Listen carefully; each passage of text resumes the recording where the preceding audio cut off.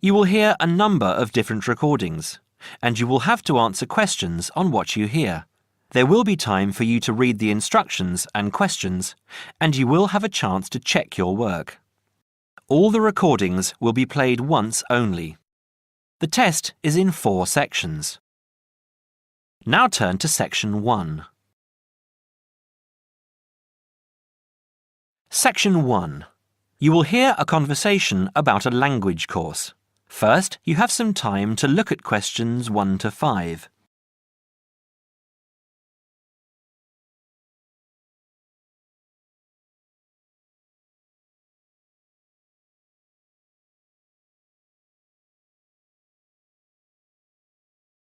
You will see that there is an example that has been done for you. On this occasion only, the conversation relating to this will be played first. Good morning, Borgheimer Language Courses. How may I help you? Oh yes, I contacted you some time ago about following a German course in Germany, and you advised me to take your placement test before we go any further. Well, I've done that now, so I'd like to go ahead with booking the course for this summer, if that's possible. Certainly, sir. You said you took the placement test. What was the result? I was placed at the O3 level. O3. Right. That's lower intermediate. Fine, Mr. The answer is Level 3 or Lower Intermediate, so the course level has been filled in for you. Now we shall begin.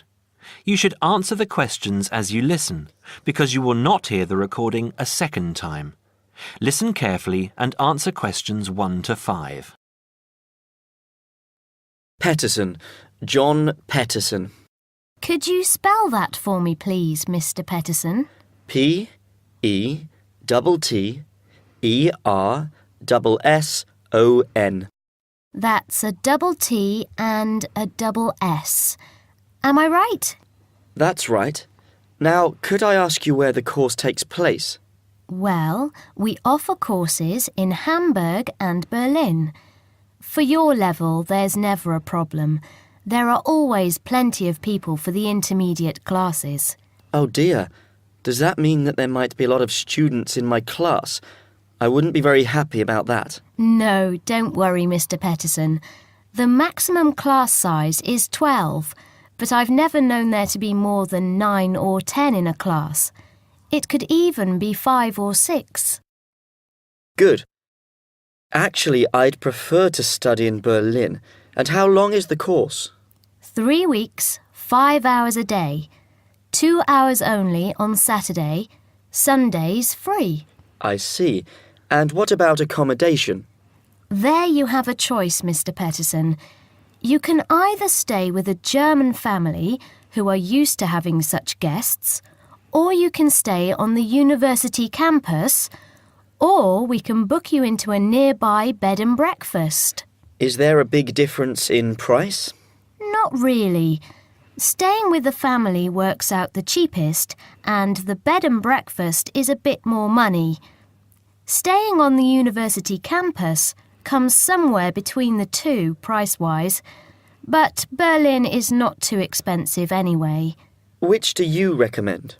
Well, if you want to practice your German and be part of a German family, I would recommend staying with a family. Our families are all hand-picked, and we've never had any sort of complaint. Yes, I'll probably do that then. What are the dates of the course? The first summer course starts on the 1st of June in Hamburg and a week later in Berlin, which is what would concern you as you have chosen the Berlin course. That's the 8th of June. The next course would begin on the 2nd of July and then... The 2nd of July course would be perfect for me. Can you put me down for it now? Certainly, Mr. Petterson. Can I have your address, please? 26 Mayfield Drive, Orpington, Kent. I'm afraid I can't remember the postal code. Don't worry, Mr. Petterson. I'll check on it. Before you hear the rest of the conversation, you have some time to look at questions 6 to 10.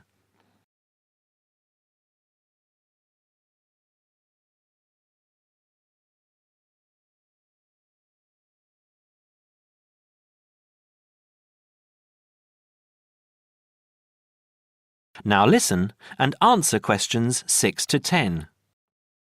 There are a couple of other things I'd like to ask. Certainly. What do I need to bring on the course? Well, apart from the obvious, you'll need our textbooks. I'll email you the name and publisher. You should be able to find it in your local bookstore.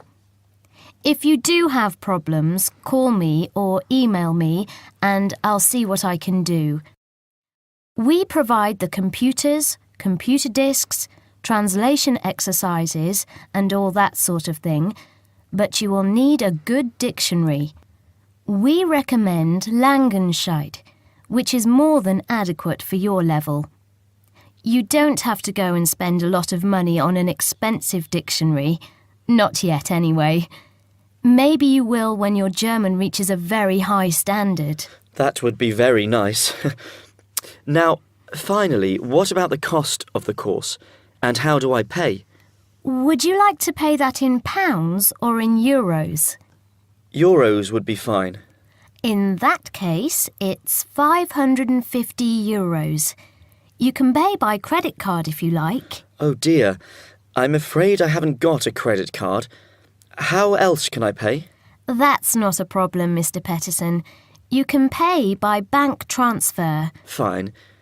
By the way, I forgot to mention I am a full-time student. Have you got a student card? Oh, yes. Then that does make a difference, you'll be pleased to hear. You are entitled to 35% off the full price. And if you can persuade a few people to join you, it would work out even cheaper. How do you mean exactly? Well, for every 5 people you find, 1 goes free. In other words, if there are 6 of you, you get 1 free course. Of course, in reality, you would divide up the savings amongst you, presumably. Right. Well, I'll see what I can do. Thank you. Not at all, Mr. Peterson, and I'm sure you'll enjoy the course. There are, of course, sightseeing possibilities. Would you like me to send you our brochure describing them? Yes, thank you. I'd appreciate that. Anyway, thanks for your help. If I want to call back, who do I ask for? Susanna. I'm here most of the time. That is the end of section 1. You now have half a minute to check your answers.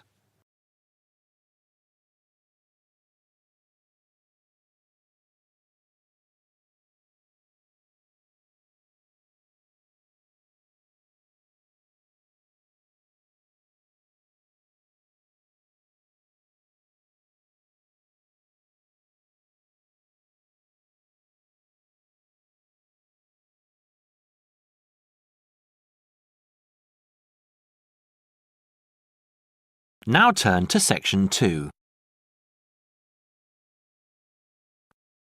Section 2. You will now hear a radio talk on agricultural regulations. First, you have some time to look at questions 11 to 15.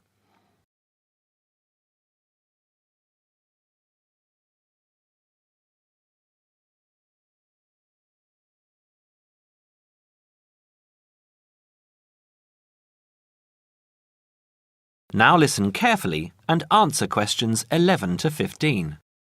Could there be clearer proof of the arrogance and indifference of those who are supposed to keep our food safe than the muzzling of John Verrill? Agriculture is a business, true, and businesses have to make money. But this shows how ministers and officials put the profits of the agriculture business before the well-being of the British people. Mr. Verrill, a pharmaceutical chemist, was appointed to represent consumers on one of the many committees that advise the government on food safety. When he tried to do his job, though, and wanted to warn ministers of a danger to children's health, he was refused permission to do so. The danger comes from hormones given to cattle in the USA and some other countries to make them grow faster. They speed up the animal's development to maturity, thus making meat production more profitable. There have, however, long been fears that the hormones have horrendous effects on the people who eat them, causing diseases as serious as cancer. Once these hormones were used on British cattle too, but over 20 years ago they were banned in Europe for being too dangerous. Indeed, so concerned is the European Union that it banned imports of hormone-fed beef years ago, much to the fury of the US government, which wants to sell it all over the world. Several years ago, the USA and Canada asked the World Trade Organization to declare the ban illegal and to punish Europe for failing to lift it. The WTO, with its long record of refusing to let environmental or safety concerns interfere with trade, agreed, imposing fines of more than $120 million a year on the EU for its refusal to back down. The British government now backs the Americans, claiming that there is no proof that hormone-fed beef does any harm. This is where Mr. Verrill comes in.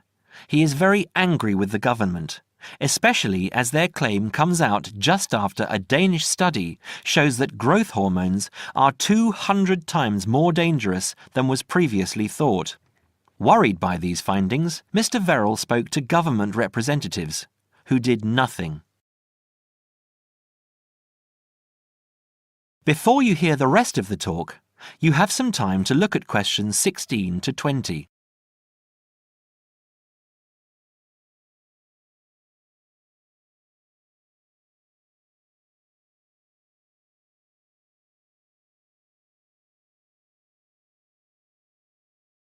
Now listen and answer questions 16 to 20. Not only that, but they have not been testing beef which is imported, which, by law, they are required to do. This directly affects the British public, as about 40% of the beef British people eat comes from abroad, supposedly from countries like Brazil, which does not allow the use of growth hormones. Brazilian beef is stocked by some British supermarkets and widely used in catering. Yet, when a Brazilian farm was recently visited by EU inspectors, a large stockpile of this banned substance was found. This is not the first food scandal we have had in our country. Take the present concern over a well-known chocolate company. Several months ago, the company found out that its sweets were contaminated with a rare form of salmonella, but they did nothing about it, leaving their sweets in the shops to be bought by the unsuspecting public. It was not until 5 months later, when several children had suffered food poisoning, that the chocolate bars were removed from the shelves. It makes you wonder how many other dangerous foods have been allowed onto our plates. That is the end of section 2. You now have half a minute to check your answers.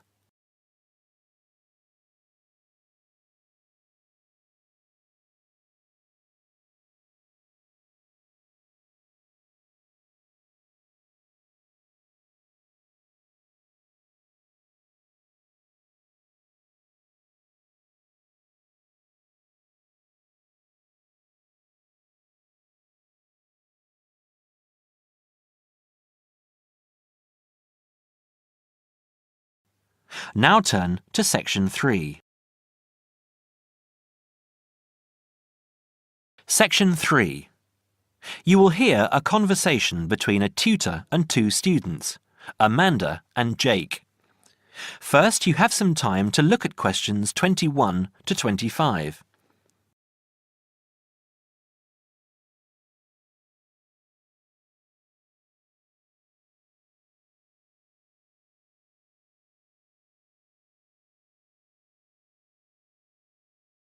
Now listen carefully and answer questions 21 to 25.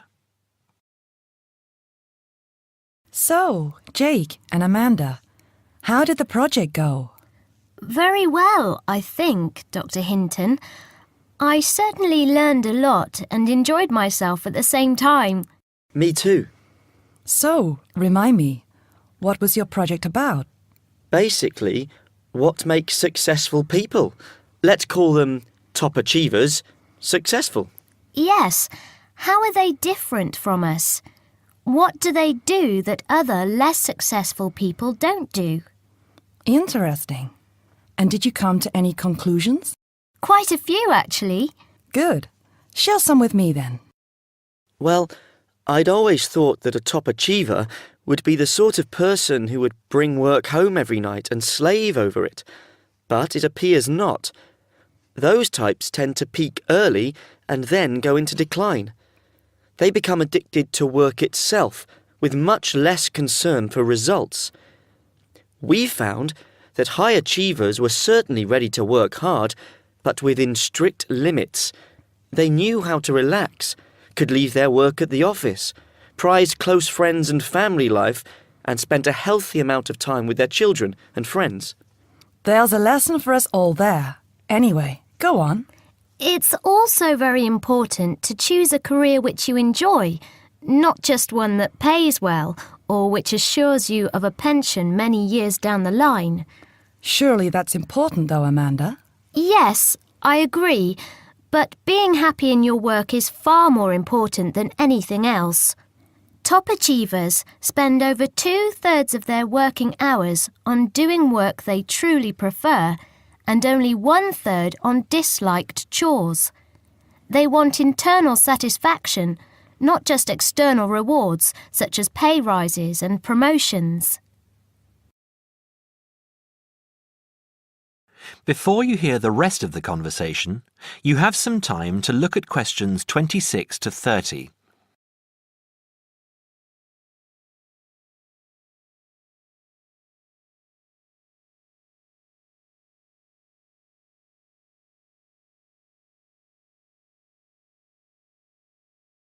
Now, listen and answer questions 26 to 30. Actually, in the end, they often have both, because they enjoy what they are doing, so their work is better and their rewards higher. Yes, Jake, that certainly makes sense. Now, can I ask you something? Do high achievers, as you call them, take many risks? Yes and no. I interviewed one business executive who told me he was able to take risks because he carefully considered how he could salvage the situation if it all went wrong. He imagined the worst that could happen, and if he could live with that, he went ahead. If not, he didn't take the chance. Other people prefer to stay in what I heard described as the comfort zone setting for security, even if it means settling for mediocrity and boredom too. Would you call top achievers perfectionists? Contrary to what I expected, no, I wouldn't. We came to the conclusion that a lot of ambitious and hard-working people are so obsessed with perfection that they actually turn out very little work. I happen to know a university teacher, a friend of my mother's, who has spent over 10 years preparing a study about a playwright. She is so worried that she has missed something, she still hasn't sent the manuscript to a publisher. Meanwhile, the playwright, who was at the height of his fame when the project began, has faded from public view. The woman's study, even if finally published, will interest few people. So, what has this got to do with top achievers? Well, top achievers are almost always free of the compulsion to be perfect. They don't think of their mistakes as failures. Instead, they learn from them, so they can do better next time. Well, would you call them competitive? High performers focus more on bettering their own previous efforts than on beating competitors. In fact, we, came to the conclusion that worrying too much about competitors' abilities and possible superiority can be self-defeating. Yes, and we found that top achievers tend to be team players rather than loners. They recognise that groups can solve certain complicated problems better than individuals and are eager to let other people do part of the work. Yes, loners, who are often over-concerned about rivals, can't delegate important work or decision-making. Their performance is limited because they must do everything themselves. Well, it looks as if you two have done a thorough job and learned something into the bargain too. Now, there are just a couple of points I'd like to clarify with you. That is the end of section 3. You now have half a minute to check your answers.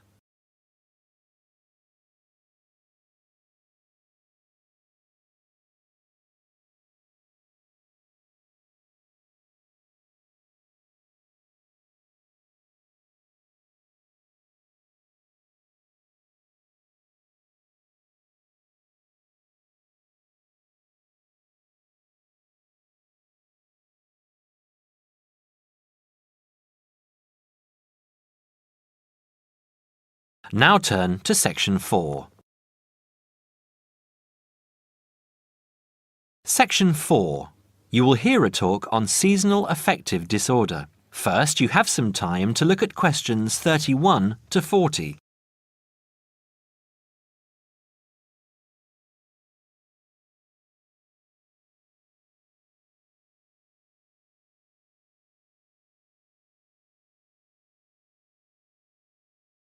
Now listen carefully and answer questions 31 to 40. In the past few years, a new condition has been identified and given a name, SAD, short for Seasonal Affective Disorder. This is now recognized as a distinct kind of clinical depression, where people become depressed at the onset of winter, accompanied by a craving for sweet things, causing weight gain. Each spring and summer would then bring on almost maniacal highs and feelings of boundless energy and happiness. Experiments to combat this depression showed that increased exposure to bright light in humans could suppress their production of a darkness-related hormone called melatonin. The light needed to induce this change was about 2,000 lux, or about 4 times brighter than ordinary household lighting. It was then calculated that if bright light could suppress melatonin secretion, then it might have other effects on the brain, including the reversal of symptoms of depression. While melatonin's precise role in SAD has not been pinned down, the theory led to effective treatment. Not surprisingly, SAD affects more people where winter nights are longer and days shorter. In the UK, an estimated 500,000 adults develop full-blown SAD in winter, and twice this number suffer the milder condition called subsyndromal SAD. About 80% of sufferers improve when given light therapy, and improvement usually comes within 2 to 4 days. Scientists are still unsure why winter depression happens, but more than a decade of research has turned up some surprising findings. Nearly 80% of SAD victims are women. Researchers are uncertain why this is so. SAD can affect people at any age, but typically it begins around the age of 20 and becomes less common between 40 and 50. SAD is comparatively rare in children and adolescents, but so far researchers have been unable to come up with a logical reason for this. As many as half of SAD sufferers have at least one family member with depressive illness, suggesting that the depression has a genetic component. Some patients experience shifts in their body clocks when they're depressed in winter. They are morning people at one time of the year and become evening people at another. What is the underlying difference between SAD sufferers and others? A clue can be found in carbohydrate craving, a common symptom. People often become obsessed with chocolate, for example. Carbohydrates alter brain chemistry by increasing the level of a soothing chemical called serotonin, a neurotransmitter that carries signals between brain cells. SAD sufferers crave carbohydrates because they may need serotonin to lift their mood. This craving can be intense, in fact, an addiction. It may be that the serotonin system of the brain has problems regulating itself during the winter. Some SAD sufferers respond well to the drug Prozac, thought to influence the brain's serotonin-using system. Other brain chemicals and hormones probably play a role in winter depression. Another neurotransmitter, dopamine, for example, may be inadequate in certain cases. Researchers hope to uncover clues to SAD's secret by probing similarities between SAD and hibernation. Though no valid link between the two has been established, some SAD patients say they feel like hibernating animals. SAD sufferers tend to put on fat in autumn and early winter, roughly the time when such hibernators as bears and squirrels do. That is the end of section 4. You now have half a minute to check your answers.